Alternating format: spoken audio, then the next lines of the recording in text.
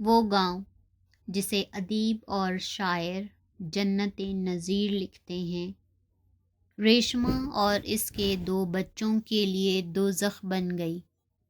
وہ آخر کار چبھتے تانے، چیختے فاقے، جنسی زدہ مولوی اور انا خوردہ شرفو کو پیچھے چھوڑ کر کوچ کر گئی۔ کرموں کی ڈیوڑی پر تالا پڑ گیا۔ تحصیلدار کی مہربانی سے ریشمہ کو فیصل آباد شہر کے شریفوں کے گھر میں، جن کا نام شیخ رفیق احمد تھا، شہر کے معزز اور عمر رسیدہ بزنس مین کے گھر میں نوکری مل گئی۔ ان کی اپنی تو کوئی فیکٹری یا کارخانہ نہ تھا، لیکن اکثر کارخانوں کا مال انہی کے ہاتھوں سے گزر کر صارفین تک پہنچتا تھا۔ وہ ٹیکسٹائل اور کپاس کے تھوک کے بیوپار تھے۔ شہر میں ان کی بہت بڑی دکان اور کئی گودام تھے۔ شیخ رفیق کئی دفعہ حج کر چکے تھے۔ انہوں نے چھوٹی سی داڑھی رکھی ہوئی تھی، جس کے زیادہ تر بال سفید تھے۔ ان کا قد درمیانہ، چہرہ نورانی تھا۔ وہ عموماً شلوار، کرتا اور سفید ہی پگڑی باندھتے تھے۔ پگڑی کو کبھی کلف نہیں لگواتے تھے، اس لیے ان کی ململ کی پگڑی بھی ان کی شخصیت کی طرح ملائم تھی۔ وہ کچہری بازار میں اپنی وسیع دکان میں تخت پوش پر گدا بچھا کر اور گاؤ تکیہ لگا کر بیٹھتے تھے۔ دن بھر ٹیلی فون سنتے، حقہ پیتے، ظہر اور عصر کی نماز ساتھ والی مسجد میں ادا کرتے اور مغرب سے پہلے گھر واپس آ جاتے۔ ان کے قابل اعتماد کارکن ان کے بعد بھی کام کرتے رہتے۔ شیخ صاحب کی کوٹھی امین پور بازار کے پیچھے عیدگاہ کے قریب واقع تھی۔ اس کے دونوں طرف سڑک لگتی تھی، لیکن کوٹھی کا رہائی حصہ سڑک سے ہٹ کر اندر کی طرف تھا۔ رہائشی کمروں کے پیچھے ایک وسیع صحن تھا، جس کے آخری سرے پر 2 سرونٹ کوارٹر تھے، جن کا راستہ پچھلی گلی میں ہی کھلتا تھا۔ اگرچہ نوکروں کو سامنے والے گیٹ سے آنے جانے کی ممانعت نہیں تھی، لیکن زیادہ تر وہ پچھلا دروازہ ہی استعمال کرتے تھے۔ جھاڑو لگانے والا، دودھ دینے والا، کپڑے دھونے والا اور اس قبیل کے دوسرے لوگ عموماً پچھلی گلی سے آتے تھے۔ البتہ اخبار والا سامنے والے گیٹ سے آتا اور سائیکل سے اترے بغیر اخبار ہوا میں لہرا کر اندر پھینک جاتا۔ گھر کا کوئی نہ کوئی ملازم اخبار اٹھا کر کوٹھی کے گول برآمدے میں پڑی میز اور کرسیوں پر ڈال دیتا اور اندر شیخ صاحب کو بیڈ روم میں پہنچا دیتا۔ اللہ تعالیٰ نے شیخ صاحب کو بہت سی نعمتوں سے نوازا تھا۔ ان کے پاس دولت تھی، صحت تھی، عزت تھی، لیکن بدقسمتی سے اولاد کوئی نہ تھی۔ انہوں نے ساری عمر ایک ہی بیوی پر قناعت کی اور جوانی میں رشتہ داروں اور دوستوں کے اصرار کے باوجود اولاد کی خاطر دوسری شادی نہ کی۔ ساحرہ پچھلے 20 برسوں سے ان کی رفیق تھیں اور آخری دم تک ان کا ساتھ دینا چاہتی تھیں۔ ساحرہ نے گھر کی رونق کے لیے اپنی 6-7 سالہ بھانجی نسرین پال رکھی تھی تاکہ اتنا بڑا گھر سونا سونا نہ لگے۔ نسرین ایک خوبصورت، چست اور ذہین بچی تھی جو تتلی کی طرح سارے گھر میں پھدکتی رہتی تھی۔ اگرچہ ساحرہ کی شخصیت اب بھی بہت جاذب نظر تھی، لیکن اگر اس کی موجودہ عمر سے 10-15 سال منفی کر کے دیکھا جائے تو وہ واقعی ساحرہ لگتی تھی۔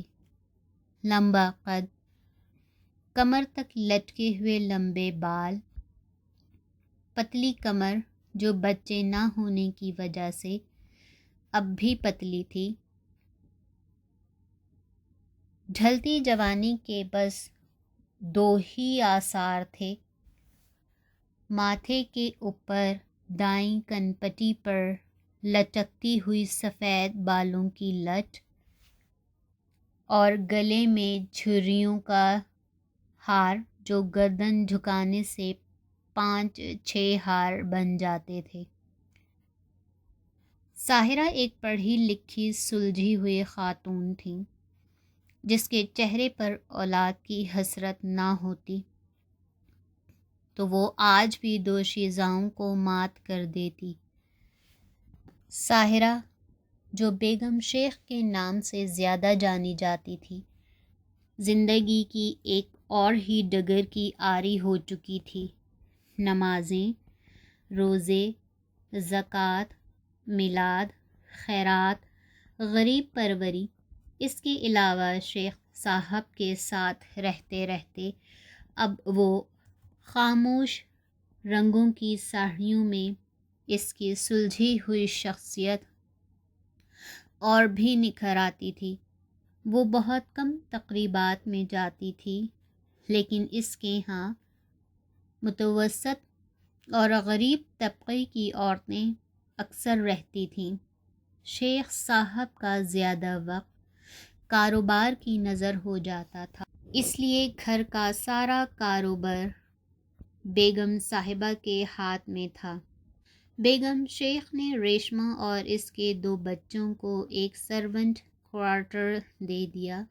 کوارٹر میں پہلے ہی ایک چارپائی، ایک اسٹول اور ایک کرسی رکھی تھی، اب اس نے وہاں ایک اور چارپائی اور بستر کے لیے پرانے کپڑے بھجوا دیے۔ ریشمہ کو یہ کوٹھڑی بہت بڑی پناہ گاہ لگی۔ اس کو اپنے گاؤں والے کھلے کھلے گھر کی نسبت اس تنگ کمرے میں بہت زیادہ تحفظ کا احساس ہوا۔ اس نے خدا کا لاکھ لاکھ شکر ادا کیا اور بیگم شیخ کی نگرانی اور ہدایت میں گھر کا کام سنبھال لیا۔ شیخ صاحب کے گھر میں 2 اور ملازم تھے، ایک بوٹا خاں جو گھر کا کام کاج کرتا تھا، مہمانوں کی توازے، باہر سے سودا سلف لاتا اور ساتھ والے سرونٹ کوارٹر میں اکیلا رہتا تھا۔ ریشمہ کے آ جانے سے اسے باورچی خانہ کے کام سے چھٹی مل گئی تھی۔ اب اس کے ذمے صرف باہر کا کام کاج، مہمانوں کی دیکھ بھال اور شیخ صاحب کی خدمت رہ گئی۔ باورچی خانے کا کام، گھر کی صفائی، چیزوں کا رکھنا اٹھانا اور بیگم شیخ کی خدمت کرنا ریشمہ کے سپرد تھا۔ دوسرا گھریلو ملازم فضل حسین ڈرائیور تھا جو زیادہ تر شیخ صاحب کے ساتھ رہتا تھا۔ دوپہر کو کار پر گھر سے کھانا لے جاتا اور شام کو شیخ صاحب کو گھر چھوڑ کر چھٹی کر جاتا تھا۔ وہ مقامی آدمی تھا اور شیخ صاحب کی کوٹھی کے قریب ہی کہیں اپنے مکان میں بیوی بچوں کے ساتھ رہتا تھا۔ شیخ رفیق اور ان کی بیگم جو خود اولاد کی نعمت سے محروم تھے، ریشما کے بچوں سے بہت پیار کرتے تھے، خاص کر فطرت سے جو عمر میں چھوٹا ہونے کی وجہ سے بہت دلارا لگتا تھا۔ اس کا رنگ گورا اور آنکھیں بھوری تھیں۔ وہ اکثر مسکراتا رہتا تھا لیکن باتیں بہت کم کرتا تھا۔ اس میں 4-5 سال کے بچوں کا چلبلاپن نہ تھا، جس کی وجہ سے گھر والے عموماً قیمتی چیزیں سنبھالنے کی فکر میں لگے رہتے تھے۔ فطرت اول تو کوٹھی کے اندر جاتا ہی نہیں تھا، اور اگر جاتا بھی تو اپنی ماں کی شلوار کا پلو تھام کر کھڑا رہتا تھا۔ بیگم شیخ سے اسے اپنے پاس بلاتی تو وہ مسکراتا ہوا چلا جاتا، لیکن بغیر پوچھے کچھ نہ کہتا۔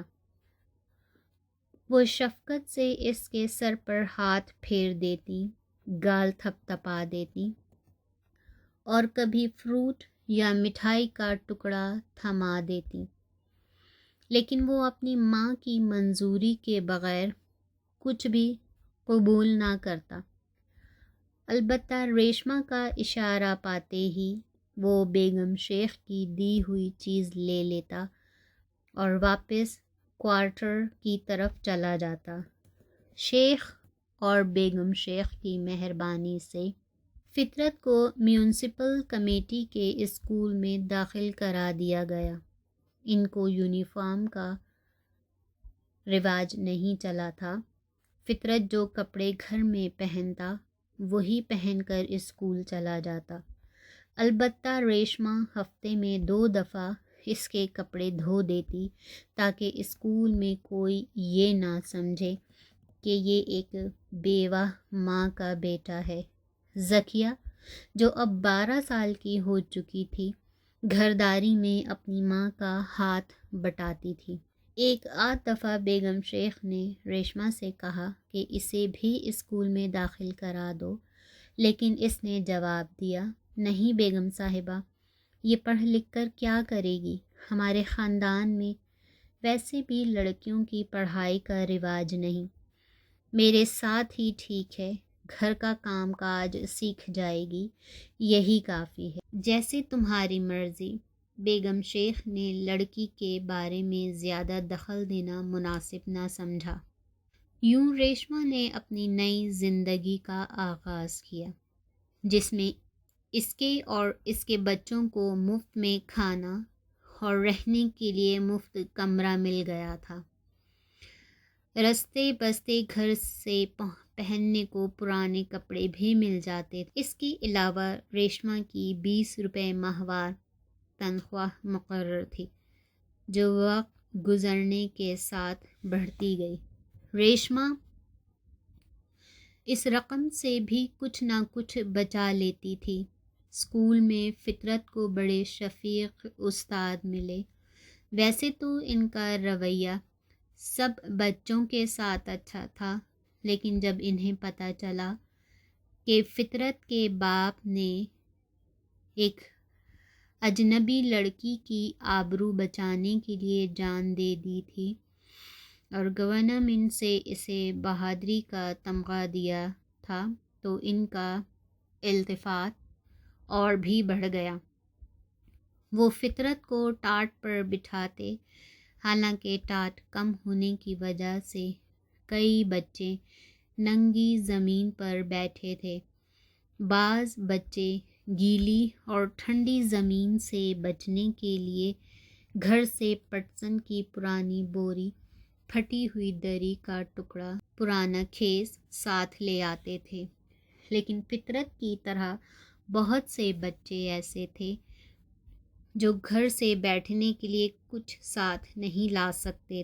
گیروی رنگ کی شلوار قمیض پہنے فطرت اکثر زمین پر بیٹھا تختی لکھتا رہتا۔